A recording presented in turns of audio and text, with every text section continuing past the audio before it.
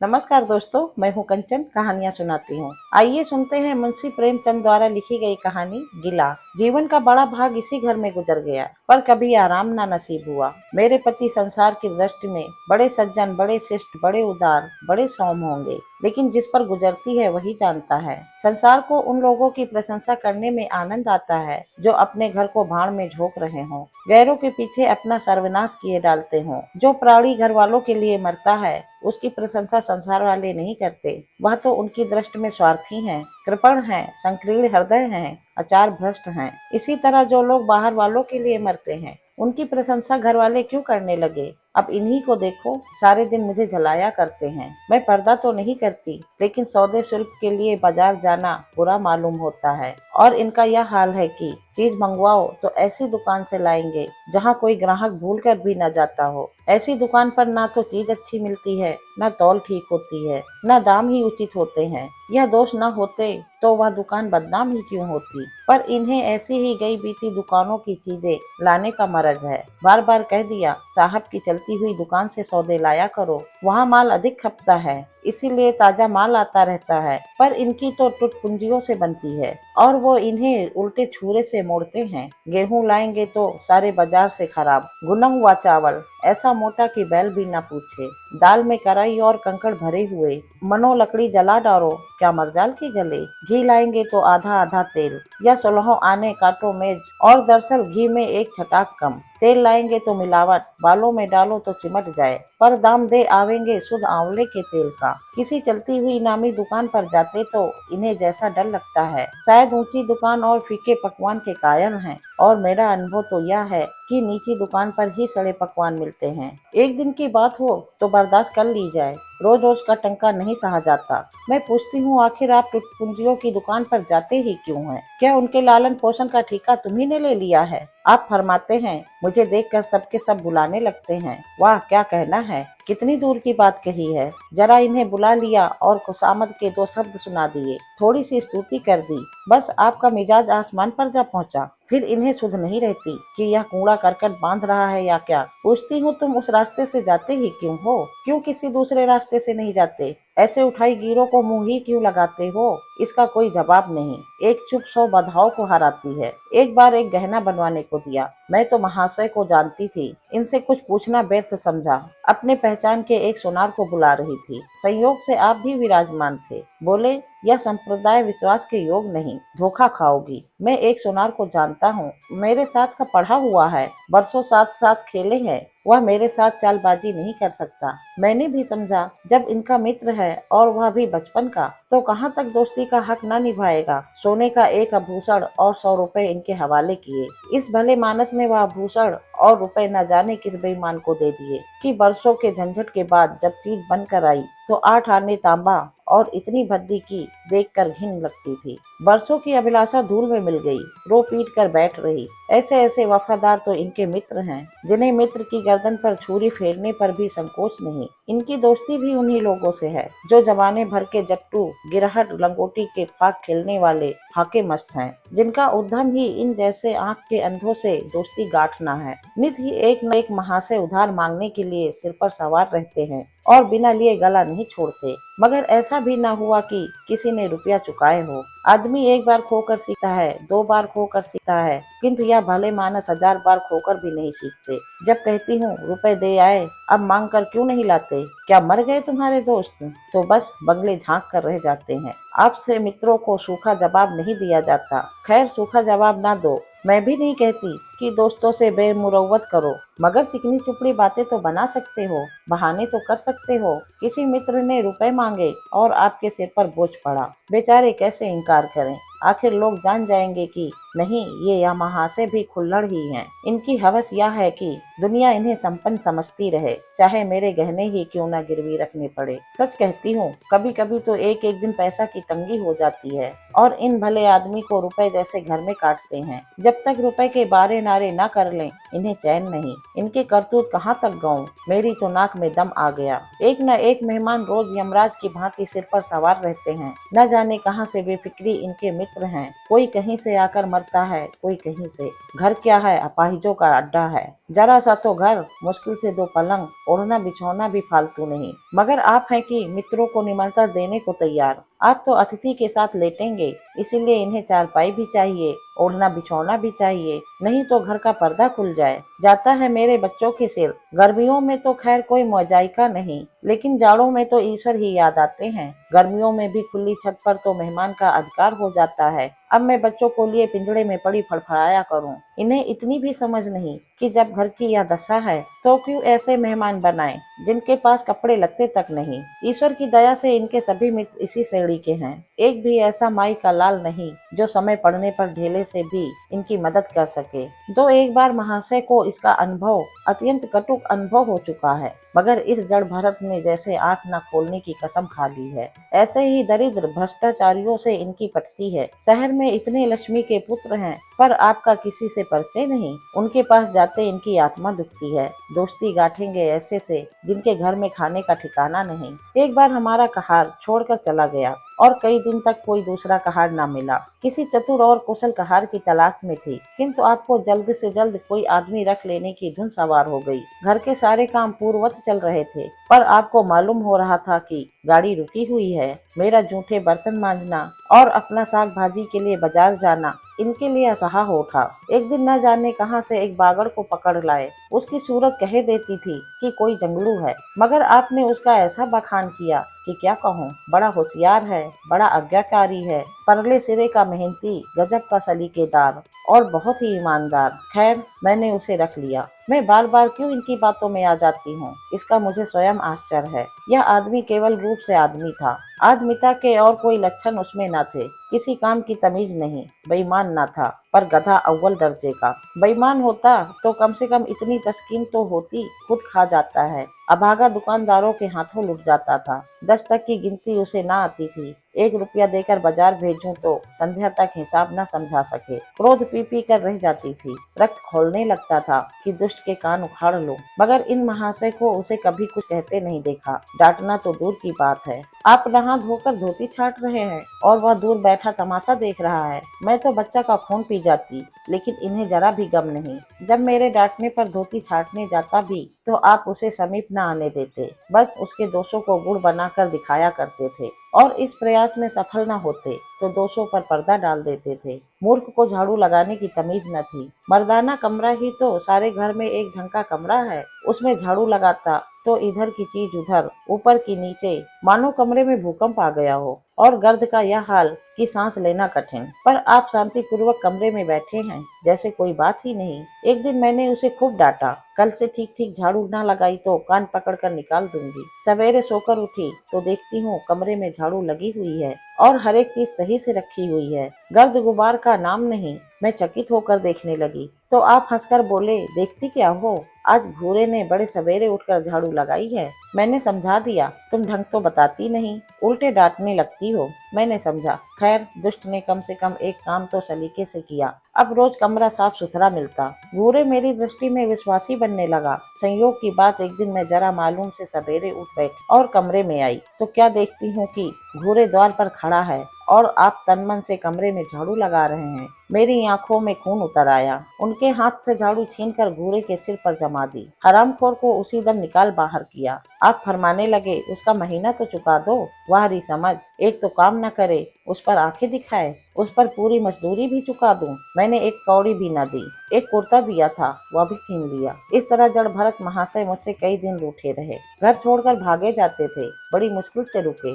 ऐसे ऐसे भोंदू भी संसार में पड़े हुए हैं। मैं न होती तो शायद अब तक इन्हें किसी ने बाजार में बेच दिया होता। एक दिन मेहतर ने उतारे कपड़ों का सवाल किया। इस बेकारी के जमाने में फालतू कपड़े तो शायद पुलिस वाले या रईसों के घर में हों। मेरे घर तो जरूरी कपड़े भी काफी नहीं। आपका वास्तलय एक बच्ची में आ जाएगा जो डाक के पार्सल में कहीं भेजा जा सकता है। फिर इस साल जाड़ों में कपड़े बनवाने की नौबत न आई। पैसे नजर नहीं आते, कपड़े कहाँ से बने। मैंने मेहतर को साफ जवाब दे दिया। कड़ाके का जाड़ा पड़ रहा था, इसका अनुभव मुझे कम न था। गरीबों पर क्या बीत रही है इसका भी मुझे ज्ञान था, लेकिन मेरे या आपके पास खेद के सिवा इसका और कोई इलाज है। जब तक समाज का यह संगठन रहेगा ऐसी शिकायतें पैदा होती रहेंगी। जब एक एक अमीर और रईस के पास एक एक मालगाड़ी कपड़े से भरी हुई है, तब फिर निर्धनों को क्यों नंगता का कष्ट खाना पड़े। खैर, मैंने तो मेहतर को जवाब दे दिया। आपने क्या किया कि अपना कोट उठाकर उसको भेंट कर दिया। मेरी देह में आग लग गई।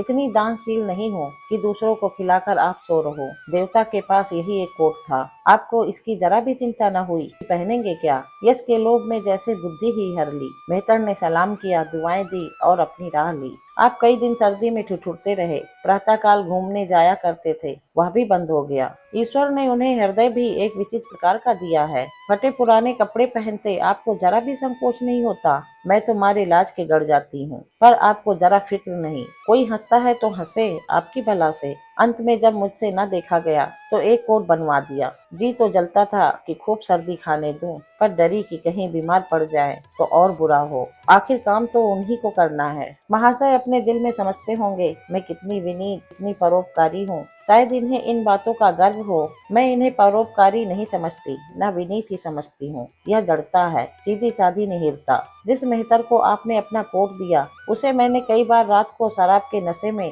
मस्त झूमता देखा है और आपको दिखा भी दिया है। फिर दूसरों की विवेकहीनता की पुरौती हम क्यों करें। अगर आप विनीत और परोपकारी होते तो घर वालों के प्रति भी तो आपके मन में कुछ उदारता होती। यह सारी उदारता बाहर वालों के लिए सुरक्षित है, घर वालों को उसका अल्पांश भी न मिलना चाहिए। मेरी इतनी अवस्था बीत गई, पर इस भले आदमी ने कभी अपने हाथों से मुझे एक उपहार भी न दिया। बेशक मैं जो चीज बाजार से मंगवाऊं उसे लाने में इन्हें जरा भी आपत्ति नहीं, बिल्कुल उर्ज नहीं, मगर रुपए मैं दे दूं यह शर्त है। इन्हें खुद कभी यह उमंग नहीं होती। यह मैं मानती हूँ कि बेचारे अपने लिए भी कुछ नहीं लाते। मैं जो कुछ मंगवा दूं उसी पर संतुष्ट हो जाते हैं, मगर आखिर आदमी कभी कभी शौक की चीजें चाहता ही है। अन्य पुरुषों को देखती हूँ, स्त्री के लिए तरह तरह के गहने, भांत भांत के कपड़े, शौक श्रृंगार की वस्तुएं लाते रहते हैं। यहाँ इस व्यवहार का निषेध है। बच्चों के लिए भी मिठाइयाँ, खिलौने, बाजे शायद जीवन में एक बार भी न लाए हों। शपथ भी खाली है।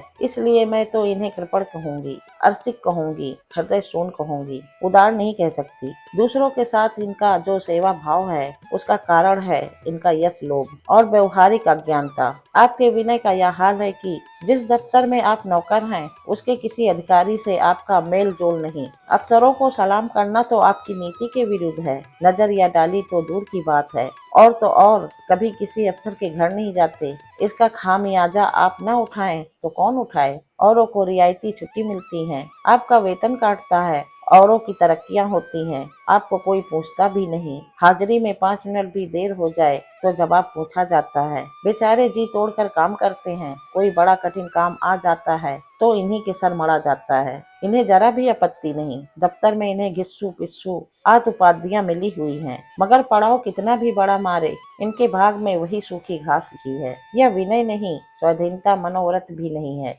मैं तो इसे समय चतुरी का अभाव कहती हूँ, व्यवहारिक ज्ञान की क्षति कहती हूँ। आखिर कोई अफसर आपसे क्यों प्रसन्न हो? इसलिए कि आप बड़े मेहनती हैं। दुनिया का काम मुरव्वत और दवादारी से चलता है। अगर हम किसी से खिंचे रहे तो कोई कारण नहीं कि वह भी हमसे न खिंचा रहे, और जब मन में क्षोभ होता है तो वह दफ्तरी व्यवहारों में भी प्रकट हो ही जाता है। जो मातहत अफसर को प्रसन्न रखने की चेष्टा करता है, जिसकी जात से अफसर का कोई व्यक्तिगत उपकार होता है, जिस पर वह विश्वास कर सकता है, उसका लिहाज वह स्वभावतः करता है। ऐसे सिरागियों से क्यों किसी को सहानुभूति होने लगी? अफसर भी तो मनुष्य हैं। उसके हृदय में जो सम्मान और विशिष्टता की कामना है वह कहाँ पूरी हो? जब अधीनस्थ कर्मचारी ही उससे फिरट रहें तो क्या उसके अफसर उसे सलाम करने आएंगे? आपने जहाँ नौकरी की वहाँ से निकाले गए, कभी किसी दफ्तर में 2-3 साल से ज्यादा न टिके, या तो अफसर से लड़ गए या कार्याधिक के कारण छोड़ बैठे। आपको कुटुंब सेवा का दावा है।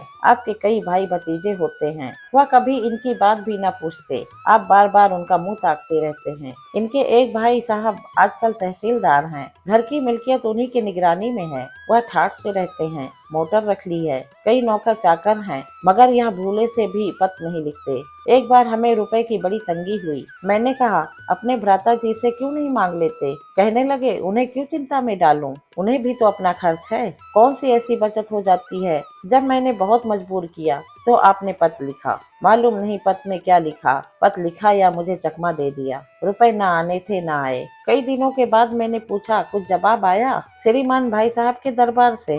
आपने रुष्ट होकर कहा, अभी केवल एक सप्ताह तो खत पहुँचे हुए, अभी क्या जवाब आ सकता है। एक सप्ताह और गुजरा मगर जवाब नदारद। अब आपका यह हाल है कि मुझे कुछ बातचीत करने का अवसर नहीं देते। इतने प्रसन्नचित्त नजर आते हैं कि क्या कहूँ। बाहर से आते हैं तो खुश खुश कोई न कोई सी गुफा लिए हुए। मेरी खुशामद भी खूब हो रही है। मेरे मैके वाले की प्रशंसा भी हो रही है। मेरे गृह प्रबंध का बखान भी असाधारण रीति से किया जा रहा है। मैं इस महाशय की चाल समझ रही थी। यह सारी दिलजोही केवल इसलिए थी कि श्रीमान भाई साहब के विषय में कुछ पूछ न बैठूं। सारे राजनीतिक, आर्थिक, सामाजिक, आचारिक प्रश्नों की मुझसे व्याख्या की जाती थी, इतने विस्तार और गवेषणा के साथ कि विशेषज्ञ भी लोहा मान जाए, केवल इसलिए कि मुझे यह प्रसंग उठाने का अवसर न मिले। लेकिन मैं भला कब चूकने वाली थी। जब पूरे 2 सप्ताह गुजर गए और बीमे के रुपए भेजने की मिति मौत की तरह सिर पर सवार हो गई तो मैंने पूछा, क्या हुआ? तुम्हारे भाई साहब ने श्रीमुख से कुछ फरमाया या अभी तक पत्र ही नहीं पहुंचा? आखिर घर की जायदाद में हमारा भी कुछ हिस्सा है या नहीं, या हम किसी लौंडी दासी की संतान हैं? 500 रुपए साल का नफा तो 10 साल पहले था, अब तो 1000 से कम न होगा। पर हमें कभी एक कानी कौड़ी भी नहीं मिली। मोटे हिसाब से हमें 2000 मिलना चाहिए। 2000 ना हो, 1000 हो, 500 हो, 250 हो, कुछ न हो तो बीमा के प्रीमियम भर के तो हो। तहसीलदार साहब की आमदनी हमारी आमदनी से चौगुनी है। रिश्वतें भी लेते हैं, तो फिर हमारे रुपए क्यों नहीं देते? आप हैं हाँ हाँ करने लगे। कहने लगे, वह बेचारे घर की मरम्मत करवाते हैं, बंधु बांधवों का स्वागत सत्कार करते हैं, नातेदारियों में भेंट भाट भेजते हैं, और कहाँ से लावे जो हमारे पास भेजे। वारी बुद्धि, मानो जायदाद इसीलिए होती है कि उसकी कमाई उसी में खर्च हो जाए। इस भले आदमी को बहाने गढ़ने भी नहीं आते। मुझसे पूछते, मैं एक नहीं 1000 बता देती। एक से एक बढ़कर कह देते, घर में आग लग गई, सब कुछ स्वाहा हो गया, या चोरी हो गई, तिनका तक न बचा, या 10,000 का अनाज भरा था उसमें घाटा रहा, या किसी से फौजदारी हो गई, उसमें दिवाला पिट गया। आपको सूझी भी तो लचर सी बात। तकदीर ठोक कर बैठ रही। पड़ोस की एक महिला से रुपए कर्ज लिए, तब जाकर काम चला। फिर भी आप भाई भतीजों के तारीफ के पुल बांधते हैं तो मेरे शरीर में आग लग जाती है। ऐसे कर्मों से ईश्वर बचाए। ईश्वर की दया से आपके 2 बच्चे हैं, 2 बच्चियां भी हैं। ईश्वर की दया कहूँ या कोप कहूँ, सब के सब उद्यमी हो गए हैं कि खुदा ही पना। मगर क्या मजाल है कि यह भोंदू किसी को कड़ी आंखों से देखें। रात के 8 बज गए हैं। युवराज अभी घूम कर नहीं आए। मैं घबरा रही हूँ। आप निश्चिंत बैठे अखबार पढ़ रहे हैं। झल्लाई हुई जाती हूँ और अखबार छीन कर कहती हूँ, जाकर जरा देखते क्यों नहीं, लौंडा कहाँ रह गया? न जाने तुम्हारा हृदय कितना कठोर है। ईश्वर ने तुम्हें संतान ही न जाने क्यों दे दी। पिता का पुत्र के साथ कुछ तो धर्म है। तब आप भी गर्म हो जाते हैं। अभी तक नहीं आया, बड़ा शैतान है। आज बच्चा आते हैं तो कान उखाड़ लेता हूँ, मारे हंटरों के खाल उधेड़ कर रख दूंगा। यूं बिगड़कर तैश के साथ आप उसे खोजने निकलते हैं। संयोग की बात, आप उधर जाते हैं, इधर लड़का आ जाता है। मैं पूछती हूँ, तू किधर से आ गया? तुझे वह ढूंढने गए हैं, देखना आज कैसी मरम्मत होती है। यह आदत ही छूट जाएगी। दांत पीस रहे थे, आते ही होंगे। छड़ी भी उनके हाथ में है। तुम इतने मन के हो गए हो कि बात नहीं सुनते। आज आटे दाल का भाव मालूम होगा। लड़का सहम जाता है और लैंप जलाकर पढ़ने बैठ जाता है। महाशय जी 2-2.5 घंटे के बाद लौटते हैं, हैरान, परेशान और बदहवास। घर में पांव रखते ही पूछते हैं, आया कि नहीं? मैं उनका क्रोध उत्तेजित करने के विचार से कहती हूँ, आकर बैठा तो है, जाकर पूछते क्यों नहीं? पूछकर हार गई। कहाँ गया था? कुछ बोलता ही नहीं। आप गरज कर कहते हैं, मन्नू यहाँ आओ। लड़का थर थर कांपता हुआ आकर आंगन में खड़ा हो जाता है। दोनों बच्चियां घर में छिप जाती हैं कि कोई बड़ा भयंकर कांड होने वाला है। छोटा बच्चा खिड़की से चूहे की तरह झांक रहा है। आप क्रोध से बौखलाए हुए हैं, हाथ में छड़ी है ही। मैं भी वह क्रोधमत आकृति देखकर पछताने लगती हूँ कि कहाँ से इनसे शिकायत की। आप लड़के के पास जाते हैं, मगर छड़ी जमाने के बदले आहिस्ते से उसके कंधे पर हाथ रखकर बनावटी क्रोध से कहते हैं, तुम कहाँ गए थे जी? मना किया जाता है, मानते नहीं हो। खबरदार, जो अब कहीं इतनी देर होगी। आदमी शाम को घर चला आता है या मटर गश्ती करता है। मैं समझ रही हूँ कि यह भूमिका है। विषय अब आएगा। भूमिका तो बुरी नहीं, लेकिन यहाँ तो भूमिका पर ही इति हो जाती है। बस आपका क्रोध शांत हो गया, बिल्कुल जैसे कुआर की घटा घेर घार हुआ। काले बादल आए, घरघराहट हुई और गिरी क्या 4 बूंदे। लड़का अपने कमरे में चला जाता है और शायद खुशी से नाचने लगता है। मैं पराभूत होकर कहती हूँ, तुम तो जैसे डर गए। भला 2-4 तमाचे तो लगाए होते, इसी तरह तो लड़के शेर हो जाते हैं। आप फरमाते हैं, तुमने सुना नहीं मैंने कितनी जोर से डांटा? बच्चा की जान निकल गई होगी, देख लेना जो फिर कभी देर में आए। तुमने डांटा तो नहीं? हाँ, आंसू पोंछ दिए। तुमने मेरी डांट सुनी नहीं? क्या कहना है आपकी डांट का? लोगों के कान बहरे हो गए। लाओ तुम्हारा गला सहला दूं। आपने एक नया सिद्धांत निकाला है कि दंड देने से लड़के खराब हो जाते हैं। आपके विचार से लड़कों को आजाद रहना चाहिए, उन पर किसी तरह का बंधन, शासन या दबाव न होना चाहिए। आपके मत में शासन बालकों के मानसिक विकास में बाधक होता है। इसी का फल है कि लड़के बेनकेल के ऊंट बने हुए हैं। कोई 1 मिनट भी किताब खोलकर नहीं बैठता। कभी गुल्ली डंडा है, कभी गोलियां, कभी कनकौवे। श्रीमान भी लड़कों के साथ खेलते हैं। 40 साल की उम्र और लड़प्पन इतना। मेरे पिताजी के सामने मर्जाल थी कि कोई लड़का कनकौवा उड़ा ले या गुल्ली डंडा खेल सके। खून पी जाते। प्रातः काल से लड़कों को लेकर बैठ जाते थे। स्कूल से जो ही लड़के आते फिर ले बैठते थे। बस संध्या समय आधा घंटा की छुट्टी देते थे, रात को फिर जोत देते। यह नहीं कि आप तो अखबार पढ़ा करें और लड़के गली गली भटकते फिरे। कभी कभी आप सींग काट कर बछड़े बन जाते हैं, लड़कों के साथ ताश खेलना बैठा करते हैं। ऐसे बाप का भला लड़कों पर क्या रोब हो सकता है? पिताजी के सामने मेरे भाई सीधे ताक नहीं सकते थे। उनकी आवाज सुनते ही तहलका मच जाता था। उन्होंने घर में कदम रखा और शांति का साम्राज्य हुआ। उसके सम्मुख जाते लड़कों के प्राण सूखते थे। उसी शासन का यह बरकत है कि सभी लड़के अच्छे अच्छे पदों पर पहुंच गए। हाँ, स्वास्थ्य किसी का अच्छा नहीं है तो पिताजी ही का स्वास्थ्य कौन सा बड़ा अच्छा था। बेचारे हमेशा किसी न किसी औषधि का सेवन करते रहते थे। और क्या कहूँ, एक दिन तो हद ही हो गई। श्रीमान जी लड़कों को कनकौवा उड़ाने की शिक्षा दे रहे थे। यूं घुमाओ, यूं गोता दो, यूं खींचो, यूं डील दो। ऐसा तन मन से सिखा रहे थे मानो गुरु मंत्र दे रहे हों। उस दिन मैंने इनकी ऐसी खबर ली कि याद करते होंगे, तुम कौन होते हो मेरे बच्चे को बिगाड़ने वाले? तुम्हें घर से कोई मतलब नहीं है ना हो, लेकिन आप मेरे बच्चों को खराब न कीजिए, बुरी बुरी आदतें न सिखाइए। आप उन्हें सुधार नहीं सकते तो कम से कम बिगाड़िए मत। लगे बंगले झांकने। मैं चाहती हूँ एक बार यह भी गर्म पड़े तो अपना चंडी रूप दिखाऊं, पर यह इतना जल्द दब जाते हैं कि मैं हार जाती हूँ। पिताजी किसी लड़के को मेले तमाशे न ले जाते थे, लड़का सिर पटक कर मर जाए मगर जरा भी न पसीजते थे। और इन महात्मा जी का यह हाल है कि एक एक से पूछ कर मेले ले जाते हैं। चलो चलो, वहाँ बड़ी बहार है, खूब आतिशबाजियां छूटेंगी, गुब्बारे उड़ेंगे, विलायती चरखियां भी हैं, उन पर मजे से बैठना। और तो और आप लड़कों को हॉकी खेलने से भी नहीं रोकते। यह अंग्रेजी खेल भी कितने जानलेवा होते हैं। क्रिकेट, फुटबॉल, हॉकी, एक से एक घातक। गेंद लग जाए तो जान लेकर ही छोड़े। पर आपको इन सभी खेलों से प्रेम है। कोई लड़का मैच में जीत कर आ जाता है तो ऐसे फूल उठते हैं मानो किला जीत कर आया हो। आपको इसकी जरा भी परवाह नहीं कि चोट चपेट आ जाएगी, क्या होगा? हाथ पांव टूट गए तो बेचारों की जिंदगी कैसे पार लगेगी? पिछले साल कन्या का विवाह था। आपको जिद थी कि दहेज के नाम कानी कौड़ी भी न देंगे, चाहे कन्या आजीवन कुंवारी बैठी रहे। यहाँ भी आपका आदर्शवाद आ कूदा। समाज के नेताओं का छल परपंच आए दिन देखते रहते हैं, फिर भी आपकी आंखें नहीं खुली। जब तक समाज की यह व्यवस्था कायम है और युक्ति कन्या का अविवाहित रहना निंदास्पद है, तब तक यह प्रथा मिटने की नहीं। 2-4 ऐसे व्यक्ति भले ही निकल आवें जो दहेज के लिए हाथ न फैलावें, लेकिन इसका परिस्थिति पर कोई असर नहीं पड़ता और कुप्रथा ज्यों ही त्यों बनी हुई है। पैसों की तो कमी नहीं है, दहेज की बुराइयों पर लेक्चर दे सकते हैं, लेकिन मिलते हुए दहेज को छोड़ देने वाला मैंने आज तक न देखा। जब लड़कों की तरह लड़कियों की शिक्षा और जीविका की सुविधाएं निकल आएगी तो यह प्रथा भी विदा हो जाएगी। उसके पहले संभव नहीं। मैंने जहाँ जहाँ संदेश भेजा दहेज का प्रश्न उठ खड़ा हुआ और आपने प्रत्येक अवसर पर टांग अड़ाई।